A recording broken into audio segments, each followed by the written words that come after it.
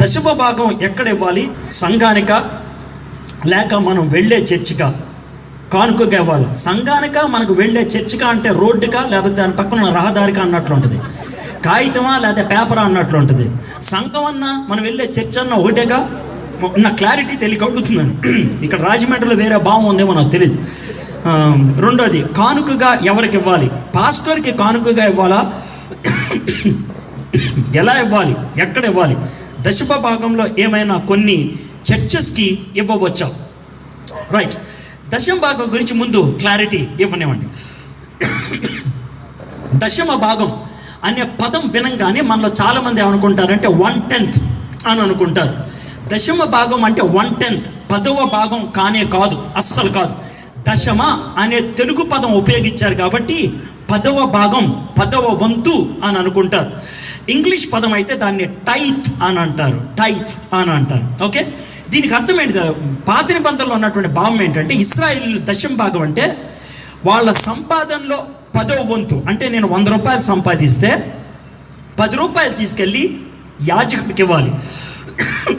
యాజకుడు అంటే మన భాషలో ఎవరు? పాస్టర్ గారు. ఇంకొక 10 రూపాయలు తీసుకెళ్ళి మనము దేవాలయంలో కట్టాలి. అంటే ఏంటి? మనం వెళ్ళే చర్చికి ఇవ్వాలి. దాంతో 20 రూపాయలు అయిపోయింది. 3 సంవత్సరాలకు ఒకసారి 10 రూపాయలు విధవరాలకి, పేదలకి, పరిచర్కి ఇవ్వాలి. దాన్ని సంవత్సరాల కొద్దీ విభజిస్తే 3.3 అవుద్ది. ఒకవేళ ఖచ్చితంగా నువ్వు దశమ భాగం ఇవ్వాలంటే 100 రూపాయలు సంపాదించేవాడు 23 రూపాయల 33 పైసలు ఇవ్వాలి. అది దశమ భాగం, ఒకవేళ బైబిల్ ప్రకారం కనుక ఆలోచించినట్లయితే. కానీ దేవుడు అంత భారాన్ని మన నెత్తి మీద పెట్టలేదు ప్రస్తుత సమాజానికి. కొత్త నిబంధనలో ఎక్కడా కూడా దశమ భాగం అనే మాట లేదు. కొత్త నిబంధనలో ఫ్రీ విల్ ఆఫరింగ్ అని అంటారు. స్వేచ్ఛాపూరితంగా ఇచ్చేటువంటి కానుక అని అంటూ ఉంటారు. స్వేచ్ఛాపూరితంగా కొరింథీయులకు రాసినటువంటి 2వ పత్రిక 8-9 అధ్యాయాల్లో ఉంటుంది. ఎంత ఇవ్వాలో దేవుడు చెప్పట్లేదు. నువ్వు ఇవ్వాలనుకున్నంత ఇవ్వు, అయితే కొనుక్కోకుండా ఇవ్వు, సనగకుండా ఇవ్వు, మనస్ఫూర్తిగా ఇవ్వు అని అన్నాడు. ఎలా ఇవ్వాలో చెప్తున్నాడు, ఎంత ఇవ్వాలో చెప్పలేదు. కాల్గేట్ అనేటువంటి కంపెనీ వాడు తాను విశ్వాసి. ఆయన అనుకున్నాడు, ఈ కంపెనీని పెట్టినప్పుడు నాకు వచ్చినటువంటి లాభంలో 10వ భాగం సంఘ స్థాపన కోసం ఇవ్వాలి అని తన లాభంలో 10వ వంతు ఇవ్వడం మొదలుపెట్టాడు. దేవుడు తనని ఆశీర్వదిస్తున్నాడని కొన్ని సంవత్సరాల తర్వాత 20% ఇవ్వడం మొదలుపెట్టాడు. అంటే 100 రూపాయల్లో 20 రూపాయలు. ప్రస్తుతం అలా పెంచుకుంటూ వస్తూ ప్రస్తుతం కాల్గేట్ కంపెనీ వాడు తాను సంపాదించే 100 రూపాయల లాభంలో దేవుని పరిచర్యకు ఎంత ఇస్తున్నాడో తెలుసా? 90 రూపాయలు ఇస్తున్నాడు. 90 రూపాయలు 100 రూపాయల్లో దేవుడికి ఇస్తూ 10 రూపాయలు ఆయన తీసుకుంటూ ఇంత పెద్ద కంపెనీ అవ్వగలిగాడు. కాబట్టి మీ ఇష్టం, మీరు ఎంత ఇవ్వాలనుకుంటే అంత ఇవ్వండి. ఇంకొక క్లారిటీ ఇవ్వాలి మీకు.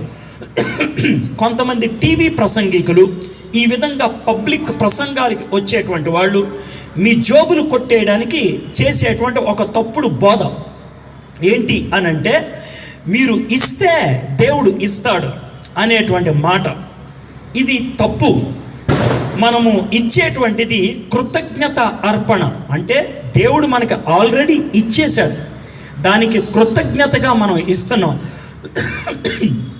కృతజ్ఞతగా ఇచ్చేటప్పుడు మళ్ళీ వెనక్కి వస్తుందని ఆశించం. ఆల్రెడీ మనకు వచ్చిన దాంట్లో మనం ఇస్తున్నాం. మీలో ఎవరైనా లూథరన్ చర్చ్కి వెళ్ళేవాళ్ళు కానీ, సిఎస్ఐ చర్చ్కి వెళ్ళేవాళ్ళు కానీ, మెథడిస్ట్ చర్చ్కి వెళ్ళేవాళ్ళు కానీ ఉన్నట్లయితే పాస్టర్ గారు కానుకల కోసం ప్రార్థన చేసేటప్పుడు ఆ ప్రార్థనలో ఈ పదాలు మీరు చూస్తూ ఉంటారు, వింటూ ఉంటారు. ఏమన్నా తెలుసా? మీరు ఇచ్చిన దాంట్లోంచే మేము ఇస్తున్నాం ప్రభువా అనేటువంటి మాట. మనకి ఆ ప్రార్థన ఎందుకు నేర్పించారో తెలుసా? దేవుడు మనకిచ్చాడు, దాంట్లోంచి మనకు ఇస్తున్నాం. అంతేగాని దేవుడితో బిజినెస్ చేస్తూ మనం ఇవ్వట్లేదు. 10 రూపాయలు ఇస్తాను, నాకు 20 రూపాయలు ఇవ్వు అనేది కాదు. అది ఎలా ఉంటుందో తెలుసా? తిరుపతి కొండ కింద ఒకవేళ నేను ఇలాంటి బోర్డు పెట్టాను అనుకోండి, ఏమన్నా తెలుసా? ఇక్కడ గుండు కొట్టించుకున్న వాడికి మళ్ళీ జుట్టు రాదు అని ఇప్పుడు ఎవడైనా కొట్టించుకుంటాడా? కొట్టించుకోడు. ఆ విషయాన్ని గుర్తుపెట్టుకోండి. దేవుడికి ఇచ్చేటప్పుడు మళ్ళీ వస్తుంది అనేటువంటి ఉద్దేశంతో ఇస్తున్నట్లయితే అది బిజినెస్. దేవుడు ఆల్రెడీ మనకి ఇచ్చాడు కాబట్టి మనస్ఫూర్తిగా ఇవ్వాలి. 3వ ప్రశ్న దీంట్లో ఉన్నది, ఎక్కడ ఇవ్వాలి అని. ఏ గేదెకి ఎక్కువ గడ్డి పెడితే ఆ గేదె ఎక్కువ పాలు ఇస్తుంది, పచ్చి భాషలో చెప్పాలంటే. కాబట్టి నువ్వు పాలు ఈ గేదె దగ్గర తాగుతూ ఇంకో గేదెకి గడ్డి పెడితే నిన్నేమనాలి? బుద్ధి లేదా అనాలి నేను. దాంతో నీకు జవాబు వచ్చిండే.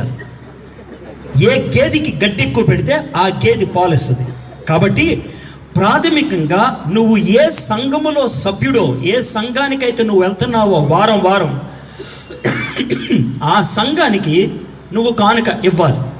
ఎందుకంటే ఆ పాస్టర్ గారు బతికేది దాని మీద, ఆ సంఘం నడిచేది దాని మీద, ఆ పరిచర్య కొనసాగేది దాని మీద. ఈ సంఘంలో పాలు తాగుతాను, ఆ సంఘానికి డబ్బులు ఇస్తానంటే మధ్యలో పాతెట్టాలి నేను, అటు ఇటు కాకుండా. అర్థమైందా? అయితే ఇది రూడ్ ఆన్సర్ అయితే దానికి మధ్యవర్తిత్వపు ఆన్సర్ ఉంది. ఏంటి తెలుసా? ఒకవేళ నువ్వు 100 రూపాయలు దేవునికి అంటే పరిచర్కి ఇద్దాం అని అనుకున్నట్లయితే నేను చెప్పేటువంటి మాట ఇది నా స్వంత జవాబు. దీన్ని అంగీకరించవచ్చు, అంగీకరించకపోవచ్చు. నేనేమని చెప్తాను తెలుసా?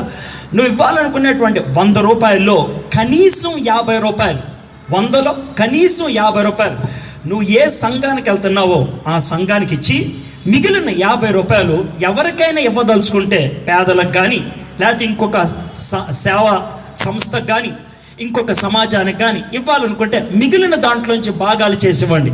కానీ మినిమం 50% నువ్వు ఎక్కడైతే ప్రతి వారం లాభం పొందుతున్నావో, సేవను పొందుతున్నావో వాళ్ళకి ఇవ్వాలి. ఎందుకంటే నువ్వు ఏ సంఘానికి వెళ్తున్నావో ఆ సంఘం 3 పనులు చేస్తుంది. ఈ 3 పనులు ఆ సంఘమే చేస్తుంది, ఇంకెవరు చేయరు. ఆ 3 పనుల్ని ఇంగ్లీష్లో నవ్వుతూ ఈ మాట అంటారు, హ్యాచ్, ప్యాచ్, డిస్పాచ్ అంటారు. హ్యాచ్ అంటే పొదగడం, నువ్వు పుట్టంగానే బాప్తీసం ఇచ్చేది ఆళ్లే. ప్యాచ్, నువ్వు ఎవరినైనా పెళ్లి చేసుకుంటే కలిపేది ఆళ్లే. డిస్పాచ్, నువ్వు చచ్చిపోయిన తర్వాత పాతెట్టేది కూడా ఆళ్లే. హ్యాచ్, ప్యాచ్, డిస్పాచ్, ఈ 3 చేసేది మీ సంఘమే. ఆ సంఘానికి డబ్బులు ఇవ్వకపోతే ఇంకెవడు చేస్తాడు? ఆ విషయం గుర్తుపెట్టుకోండి. మొన్న ఈ మధ్యన హైదరాబాద్లో ఒక కుర్రోడు నాకు ఫోన్ చేశాడు, ఏడుస్తూ ఫోన్ చేశాడు. బాగా ఏడుస్తుంటే, ఏంటి తమ్ముడు అన్న, మా నాన్నగారు చచ్చిపోయారు అన్న అన్నాడు. నేను అందరూ చచ్చిపోతారు తమ్ముడు, మా నాన్నగారు కూడా చనిపోయారు, ఆ బాధ ఎలా ఉంటుందని నాకు తెలిసిందే. నాన్నగారు మారు మనసు పొందారన్నాడు. మరి ఇంకెందుకమ్మా బాధపడతావు? సర్లే, చనిపోయారు, బాధ ఉంటుంది. నాన్నగారు పరలోకంలోకి వెళ్ళారు, ఇక రారు ఆయన మన దగ్గరికి, మనమే ఆయన దగ్గరికి వెళ్తాం. ఇలాంటి మాటలు చెప్తా ఉంటే, అన్నా మా నాన్నగారు పరలోకంలోకి వెళ్తారా నరకంలోకి వెళ్తారనే విషయం బాధ లేదన్నా అన్నాడు. మరే అని అంటే సంఘం పేరు చెప్పను, చెప్తే మీలో కొంతమంది బాధపడవచ్చు. హైదరాబాద్లో ఓ పెద్ద సంఘానికి వెళ్తా ఉంటాడంట ఈయన. అర్థమైందా? ఆ పాస్టర్కి ఫోన్ చేస్తే నాకు టైం లేదు పాతెడతానికి అన్నాడంట. అది పరిస్థితి. అప్పుడు నేను అతన్ని అడిగా, నువ్వు ఫస్ట్ నుంచి ఆ సంఘం అంటే, కాదన్నా మాది వేరే సంఘం పెద్దదని వెళ్ళిపోయాను అక్కడికి, ఇది దొరికిందా ఇప్పుడు పెద్దదే అని అన్నాను. అప్పుడు నేను ఏం చేయమంటావు అంటే, ఏం చేయొద్దు, నువ్వు ఒరిజినల్గా వెళ్తావే చర్చికి, ఆ చర్చికి వెళ్ళి పాస్టర్ గారి కాళ్ళ మీద పడి, నన్ను క్షమించండి, ఎండాకాలం ఏపుగా ఎదిగినటువంటి ఎండుగడ్డి తిని ఆ చర్చికి వెళ్ళాను, బుద్ధి పొరపాటు నాది, నన్ను క్షమించండి, మా నాన్న పాతెట్టండి అంటే వచ్చి పాతెడతాడు. బుద్ధిమాలిన పని చేసి చర్చిలు మార్చేది. అర్థమైందా? ఏ చర్చిలో దేవుడు నిన్ను ఉంచాడో అదే చర్చిలో ఉంచు. ఇదేమన్నా సూపర్ మార్కెట్, అరే ఎక్కడ సబ్బు కంటే అక్కడ సబ్బు చౌకరా అని వెళ్ళిపోవడానికి, ఇదేమన్నా మాంసం కొట్ట, ఎక్కడికంటే అక్కడ ఎక్కువ మంచి మాంసం ఇస్తున్నాడని వెళ్ళిపోవడానికి. ఇది సంఘం, సహవాసానికి సంబంధించింది. కాబట్టి బుద్ధి జ్ఞానం ఉపయోగించి పెద్దది కదా అని ఎగరేసుకొని వెళ్ళిపోవడానికి ప్రయత్నం చేయదు.